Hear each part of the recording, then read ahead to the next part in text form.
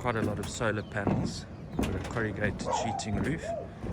There aren't any problems there, but if you have a look here, these tiles are actually supposed to be brown,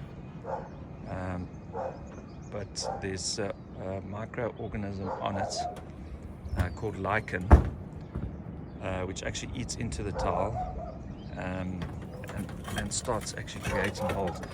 We've also got a lot of algae and moss, and there's another problem here on the leaking under this section. So what we are going to do here is strip off the ridges and the old underlay, and then redo it with new 225mm DPC underlay and sand and cement, which should last for about 15 to 20 years. Just be careful, there's a lot of guys that just try and seal on top of the ridges with a membrane and waterproofing liquid, and it's a temporary short-term solution that needs regular maintenance. With this, we guarantee it for 5 years, but it should last 15 to 20 years.